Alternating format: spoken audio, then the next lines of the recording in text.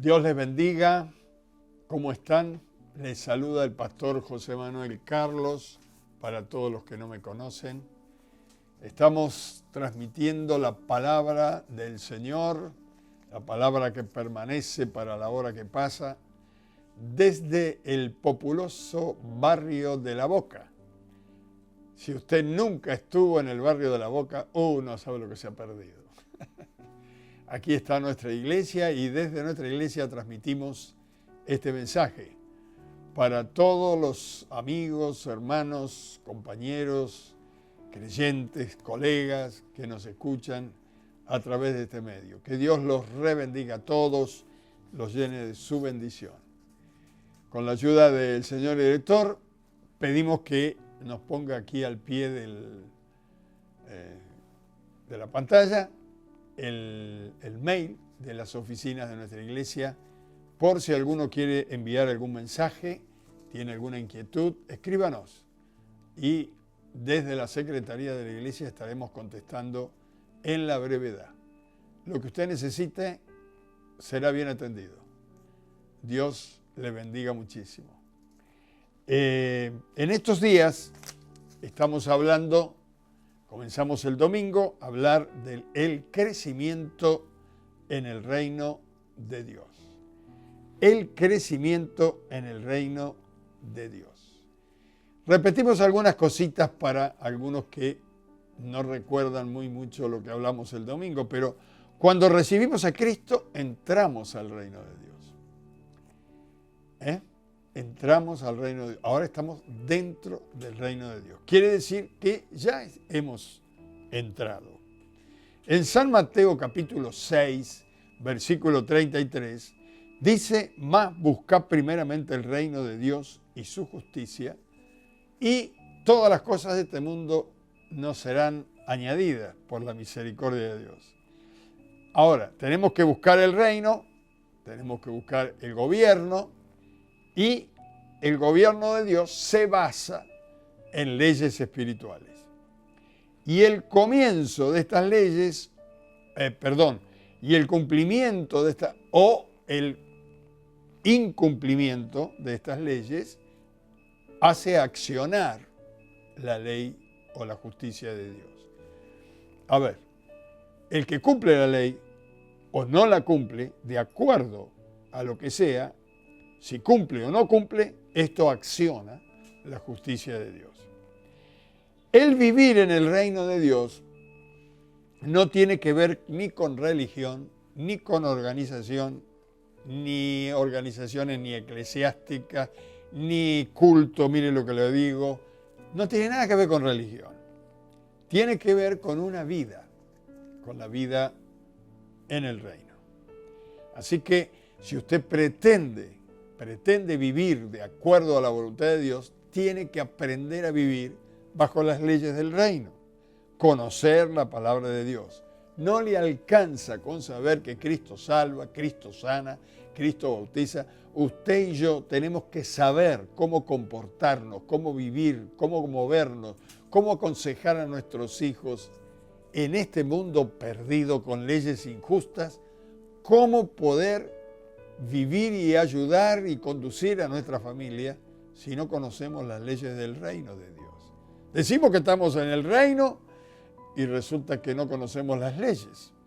Ahora, la prédica de Juan el Bautista, cuando Juan el Bautista empezó a predicar, predicaba de un reino, no de una religión. Cuando el Señor Jesucristo comenzó a predicar, predicaba de un reino. Predicó del reino de Dios. Nunca predicó ni religión, ni organización eclesiástica. No. Yo no lo veo a Jesús diciendo: vamos a poner acá la sede central en Jerusalén y vamos a tener sucursales en distintos lugares. No. Él vino a establecer su reino aquí en la tierra. Y la palabra iglesia quiere decir congregación, convocar gente para enseñarle sobre el reino. Bueno, ese va a ser el tema para otra vez.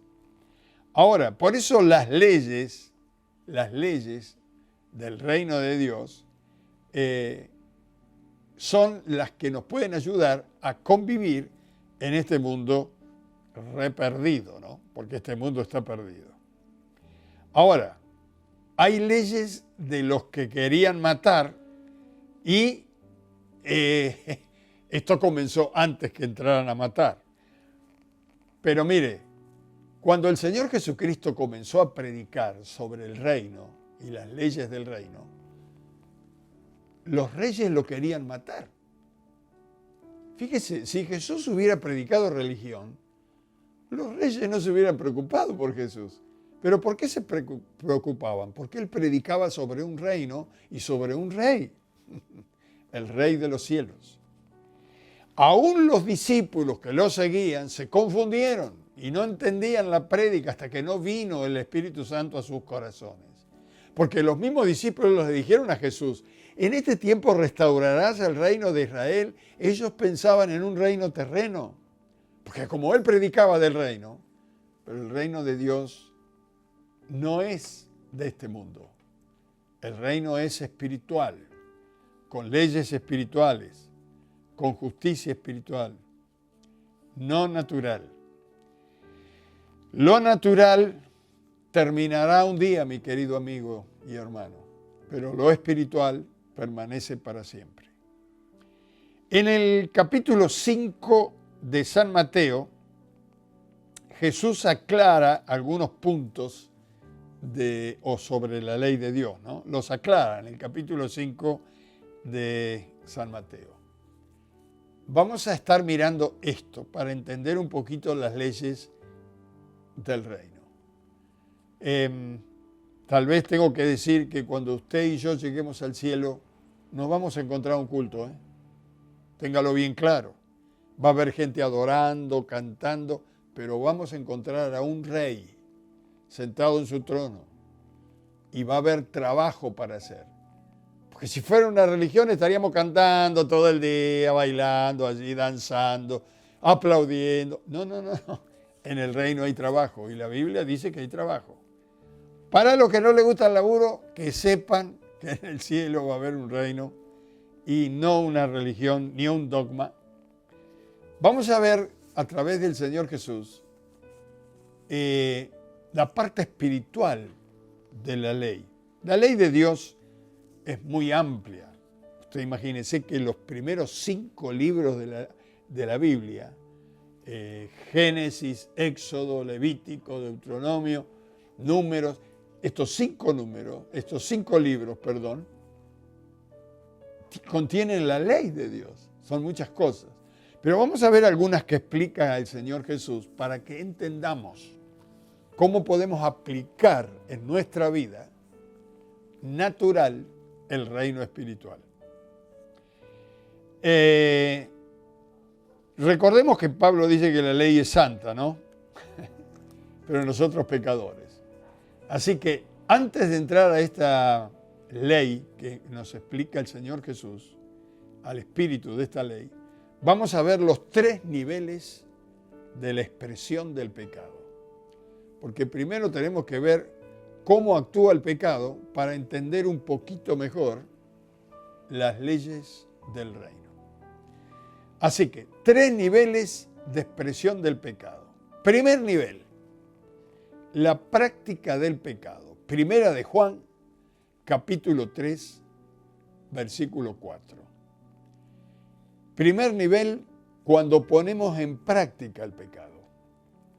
Dice, todo aquel que comete pecado infringe también la ley, pues el pecado es infracción de la ley.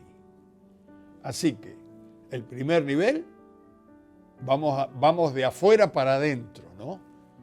Aunque tendríamos que ir de adentro para afuera, vamos de afuera para adentro.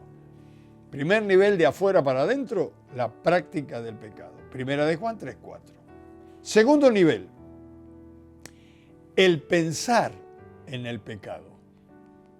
Colosenses 1:21 y Romanos 1:28. Colosenses 1:21 dice, y vosotros también, que erais en otro tiempo extraños y enemigos en vuestra mente. Es decir, el hombre pecaba porque en su mente estaba el pensamiento de pecar. Y Romanos dice, y como ellos no aprobaron tener en cuenta a Dios, las personas, Dios los entregó a una mente reprobada. Una mente reprobada ya no tiene retorno. Es decir, Dios los entregó. ¿Quieren pensar en pecado? Pues que piensen. Esto es entonces el segundo nivel, cuando el pecado está en el pensamiento y todavía no en el actuar. Tercer nivel, ¿dónde nace el pecado? San Marcos 7:21. Porque de dentro del corazón de los hombres salen los malos pensamientos. Repito, porque de dentro del corazón de los hombres salen los malos pensamientos. San Marcos 7:21, este es el tercer nivel donde nace el pecado. Es decir, que si estos niveles los revertimos, tenemos que empezar por adentro. El pecado comienza adentro, hasta que se lleva a la acción. Cuando la Biblia habla del corazón, donde nace el pecado, se refiere al yo del hombre. Contaminado por este mundo, el yo tiene que ver con las actitudes, con la inteligencia, con las emociones, la personalidad del hombre y de la mujer. En este caso, personalidad carnal. Allí nace el pecado. Dice la Biblia, ¿dónde nace? En vuestros corazones.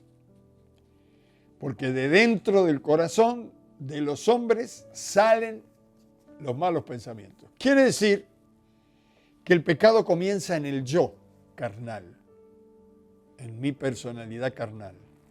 Luego sube al pecado, lo planifica y por último lo pone en práctica a través del cuerpo. A este hombre interior, a esta mujer interior, le fue dada la ley de Dios. La palabra de Dios es para el hombre y la mujer espíritu. Y lo hablo despacito para que lo mastique. Esta palabra que tenemos, esta Biblia maravillosa que tenemos, es para el hombre interior y la mujer interior, que pertenece al reino de Dios. Muy bien, el Señor Jesús le da un verdadero sentido a la ley de Dios. Vamos a ver algunos versículos, cómo el Señor Jesucristo interpreta la ley a nivel espiritual. Busquen San Mateo, capítulo 5, versículo 21. San Mateo, capítulo 5, versículo 21 y 22. San Mateo, capítulo 5, versículo 21 y 22. Dice, oíste que fue dicho a los antiguos, no matarás, y cualquiera que matare será culpable del juicio. ¿Qué le dice a usted esto? Oíste que fue dicho a los antiguos, no matarás, y cualquiera que matare será culpable del juicio. La justicia de los hombres juzga cuando la persona mata. Cuando alguien lo mató otra persona, a este que lo mató, a este se le juzga. Pero, mire lo que dice Jesús, versículo 22. Pero yo os digo que cualquiera que se enoje contra su hermano será culpable de juicio. Y cualquiera que diga necio a su hermano será culpable ante el concilio. Y cualquiera que diga fatuo quedará expuesto al infierno de fuego. Tremendo. Mire qué sencillo. La ley de Moisés decía, no matarás. Y el que mate, si alguna persona mata, será culpable. Si no mata, se salvó. Pero Jesús dice, aunque no lo lleve al hecho, en el reino de Dios ya es juzgada la persona. Porque en el reino de Dios las leyes son espirituales. Dios juzga el corazón, el pensamiento. Cuando ya uno lo lleva al hecho, ya está condenado hace rato. Por eso la Biblia dice que todos somos pecadores, porque el hombre peca con el pensamiento y con el corazón. Ahora mire lo que dice acá. Dice, cualquiera que se enoje contra su hermano. Es decir, que en el momento que usted se enoja, mire, se tiene que poner muy mal para que llegue a matar, pero en el momento que se enojó con alguien, mejor que controle ese enojo, porque Dios lo está mirando y lo puede juzgar.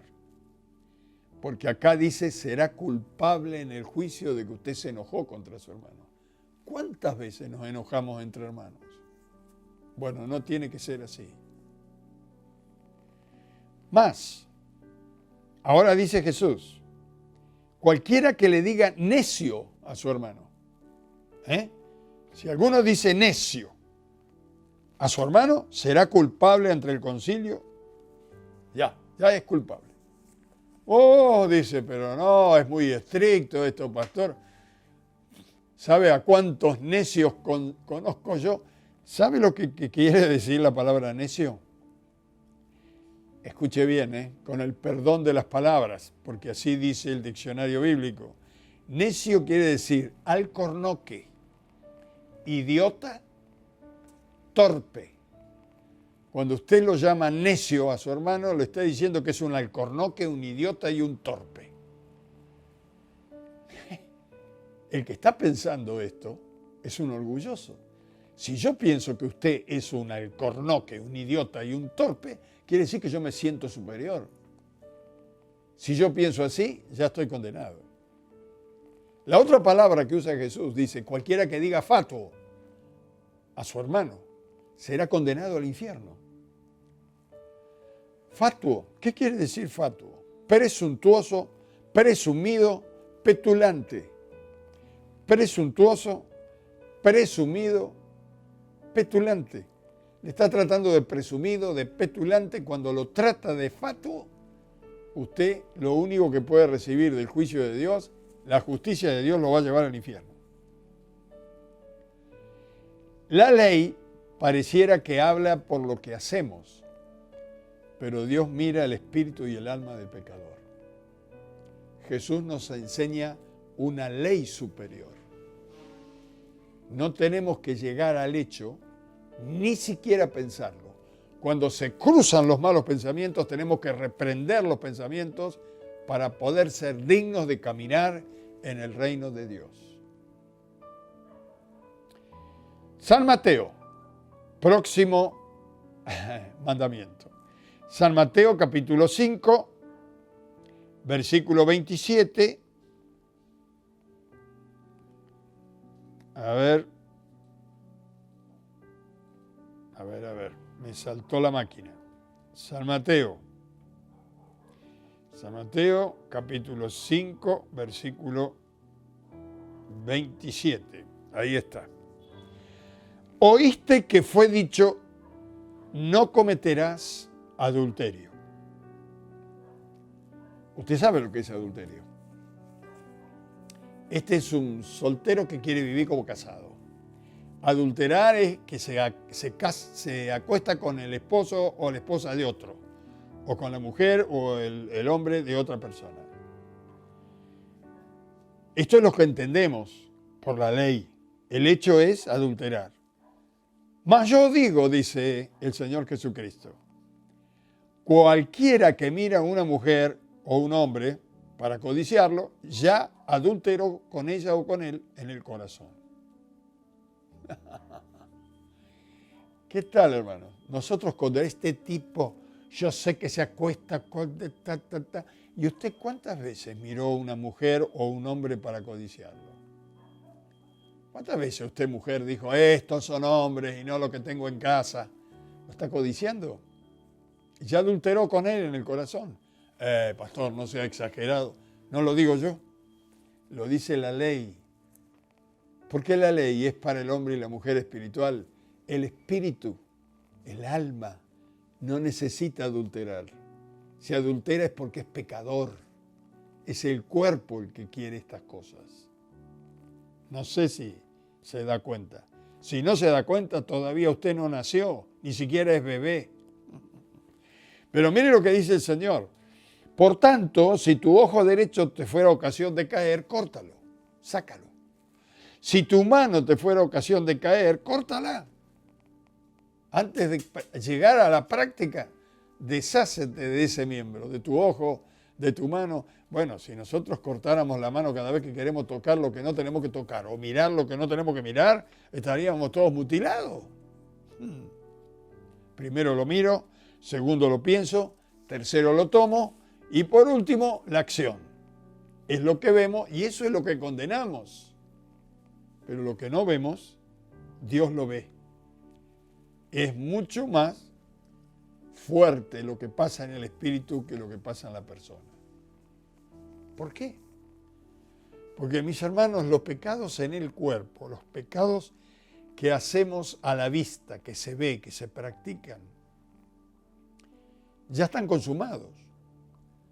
Pero cuando uno todavía no lo consumó y lo pensó, lo deseó, ya lo consumó en el espíritu. Porque fíjese que estas cosas que estamos hablando, matar, adulterar, el espíritu y el alma no las necesita. Lo hace por puro pecador que es su alma.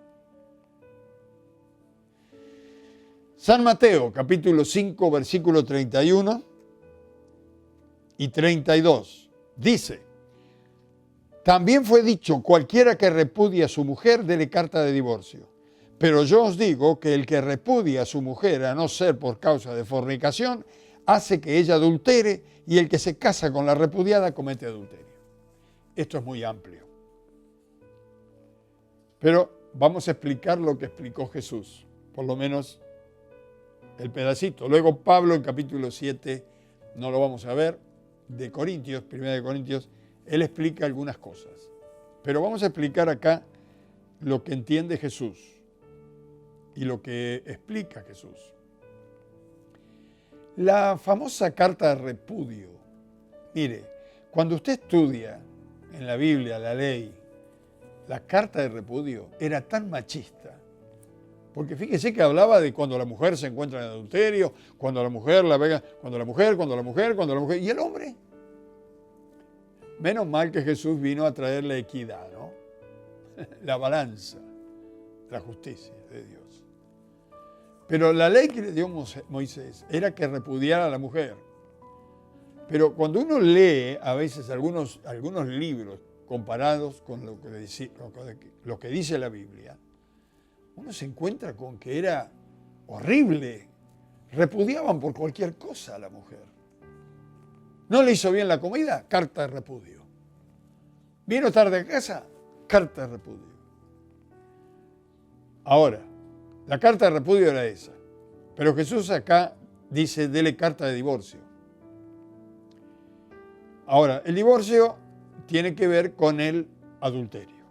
No con que llegó tarde ni le hizo mal la comida. Pero tampoco es la voluntad de Dios que el hombre rompa el matrimonio. El matrimonio no es un contrato. No es un contrato donde uno firma un papel. Por lo menos para Dios no es un contrato de un papel escrito que se puede romper. Es un pacto. Y cuando se produce un pacto delante de Dios, siempre hay una muerte. Hay derramamiento de sangre cuando hay un pacto. Usted lo va a encontrar en la palabra de Dios. Ahora, acá dice Jesús, mas yo os digo, el que repudia a su mujer por causa de fornicación, hace que ella adultere, y el que se une a ella adultera también. Porque le echaba de la casa, la mujer se buscaba otro hombre, y la mujer entraba en adulterio. ¿Por qué? Porque Dios, aunque los hombres y las mujeres se separen, Él todavía tiene en vista el pacto que hicieron en el altar. La palabra que dieron en el altar. Ese sí que dieron en el altar no lo puede romper, porque era para toda la vida hasta que la muerte los separe. Nosotros vemos hoy en la televisión, la farándula, se casan, se separan, se casan, y hablan del amor como si fuera un caramelo que lo pueden comer o tirarlo. Ahora, hermanos, la ley de Moisés permitía que por causa de fornicación le diera carta de divorcio, pero el Señor decía, quédese como está. Si se separa, no se vuelva a casar. Dios no aprueba el divorcio. No lo aprueba. Digo, esto es más amplio para tratarlo, pero por lo menos saber efectivamente que Dios no aprueba el divorcio y que no cualquiera, porque usted va a ver ahora por la televisión y cómo actúa el mundo, cualquiera se separa, se junta otra vez con otro, sigue viviendo. Esto no es la voluntad de Dios. Mire, cuando uno llega al altar, el altar en una iglesia es el lugar del sacrificio, según la palabra de Dios. Y en un sacrificio se mataban las víctimas para ofrecerlas a Dios por los pecados. En el altar, cuando dos personas suben al altar para hacer un pacto delante de Dios, fíjese que suben dos y de acuerdo a Dios baja uno, porque dice, después que dan el sí uno al otro, dice Dios, serán una sola carne. Son dos almas, dos espíritus que se unen en la carne y que esto no se puede romper. Es como si se soldara ahí. Se mueren los dos y renace uno. Cuando bajan de allí ya no son más dos, son uno. El que fornica o adultera rompe el vínculo delante de Dios. Por eso es imposible que se separe el hombre. Lo único que puede separarse o que le otorga la separación total y volverse a casar es la muerte de uno de los dos cónyuges. Pero si mientras viva, delante de Dios están unidos. El matrimonio no es un contrato, le repito, es un pacto delante de Dios. La otra cosa que debemos saber, porque dice la gente, bueno, me separé porque se terminó el amor. El amor no es un sentimiento, no se termina. Fíjese que la Biblia dice que el amor permanece para siempre. ¿Cómo dicen los hombres y las mujeres que se le terminó el amor? Porque el amor, según Dios, es una decisión. Dios decidió amarnos hasta el fin. Si fuera un sentimiento, ¿sabe cuántas veces nos hubiera destruido Dios? Porque le hemos dado 1000 motivos a Dios para destruirnos. Él puede sentir. ¿Cuántas veces usted leyó en la Biblia que Dios se arrepintió de haber creado al hombre? Pero Él prometió, decidió amarnos hasta el fin. La Biblia va a decir, por amor al pacto que hice con Abraham, bendije a Isaac, a Jacob y las generaciones hasta ahora. Por el pacto que hizo a través de Cristo, Dios va a amarnos hasta el fin. Decidió amarnos.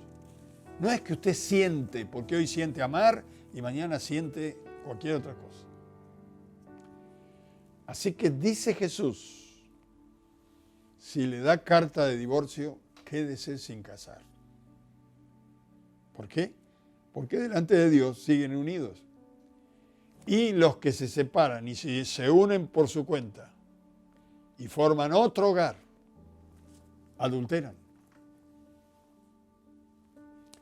La ley de Dios es para los espirituales, no para los carnales. En San Mateo capítulo 5, versículo 33, dice, además habéis oído, versículo 33, que fue dicho a los antiguos, no perjurarás, sino cumplirás al Señor sus juramentos. Pero yo os digo, no juréis en ninguna manera, ni por el cielo, ni por el trono de Dios, ni por la tierra, porque es el estrado de sus pies, ni por Jerusalén. No quiere que juremos. ¿Por qué? Porque es interesante. Dios dice, no juréis de ninguna manera. Porque para los hombres un juramento es buscar una persona de mucho valor o mayor estima, o que él tiene en alta estima, para ponerlo como si fuera no más allá de testigo, sino que como alguien que salga como garante. El juramento es buscar a alguien que salga como garante, ¿vio?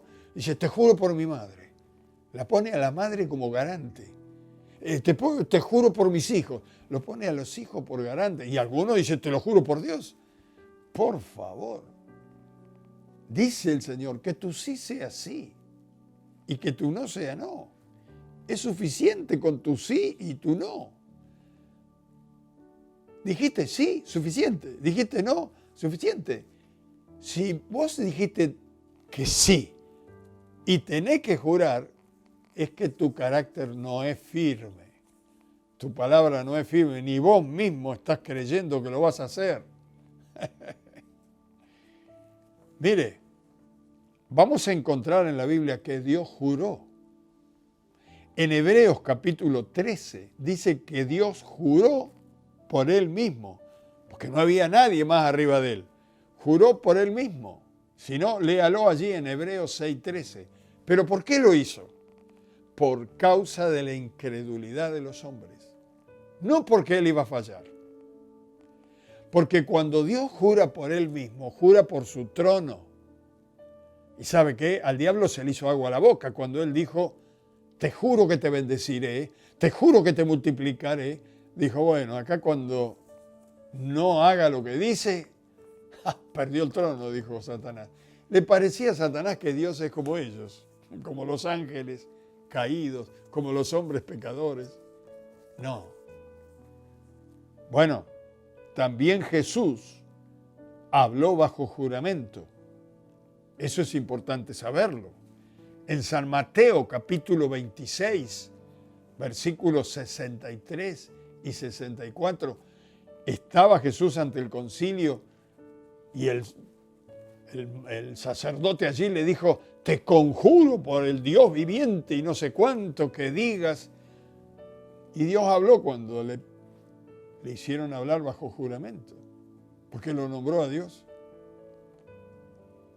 No es que Dios está censurando el juramento, no quiere que lo hagamos, porque nosotros siempre juramos por algo que lo vamos a usar como garantía y no es necesario. Si eres de un carácter firme ante tus promesas, si lo que dices cumples, entonces no tienes necesidad. Si el otro no te cree, es problema del otro. Pero que tú sí sea sí y que tú no sea no. No sé si me va entendiendo. Hay dos leyes más que las vamos a tener que ver el jueves. Y después vamos a entrar un poquito más adentro.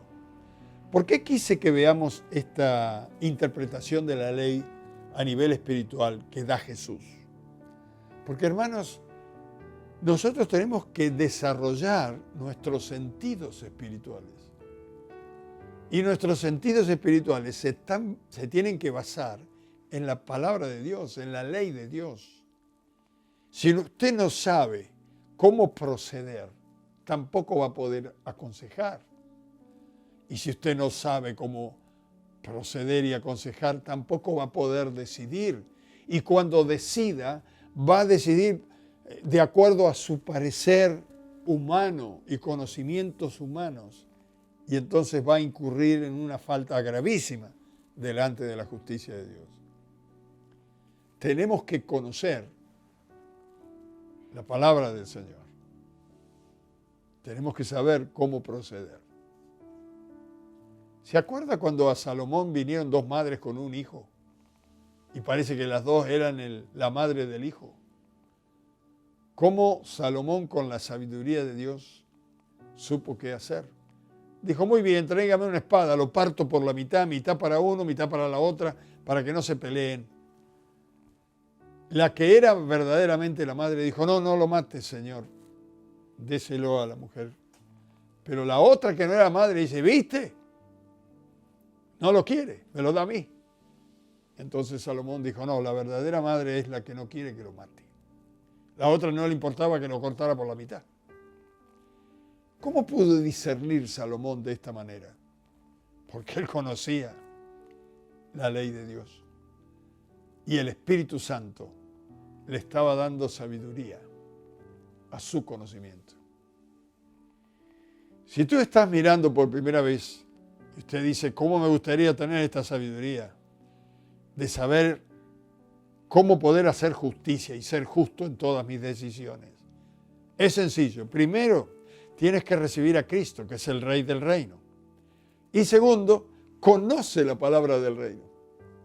Mire, los grandes hombres y sabios que han muerto han dicho, si volviera a tener oportunidad de nacer, dedicaría mi vida a estudiar la palabra de Dios. ¿Quiere recibir a Cristo? Le voy a guiar.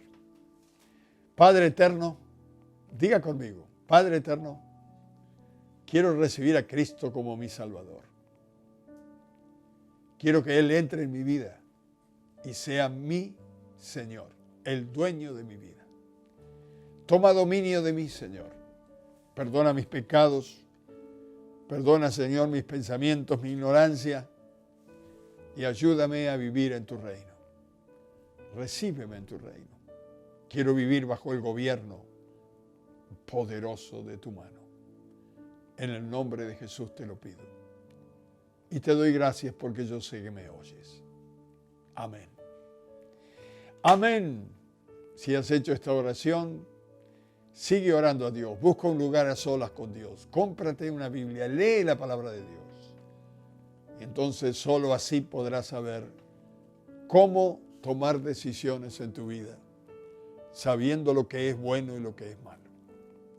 Y para el pueblo de Dios que me está mirando, espero que esté tomando nota, mi querido hermano, mi querida hermana, anotando lo que escucha, porque mire, si usted no escribe lo que escucha, lo va a olvidar, le va a quedar un corto porcentaje. Pero si escribe, va a poder memorizar y recordar. Vamos a orar. Padre, como pueblo tuyo oramos, buscamos la directiva tuya, Señor, pero sobre todo que tu Espíritu Santo ayude nuestra poca capacidad y nos dé, Señor, la luz para entender cuál es tu verdadera ley y cómo debemos desempeñarnos en esta vida bajo la directiva de tu ley y de tu justicia. Porque tú has dicho, busca el reino de Dios y su justicia. Y todo lo demás en esta vida será añadido a nosotros. Gracias, Señor. Sabemos que tú nos oyes. Bendice a tus siervos que llevan tu palabra. Bendice a aquellos hermanos mayores que enseñan a los nuevitos para que en estos días puedan obtener conocimiento y ayudar a caminar bajo la mano poderosa de Cristo. Señor, nos ponemos en tus manos y te damos gracias, sabiendo que tú siempre nos oyes. Amén y amén. Dios los bendiga mucho y los espero el jueves.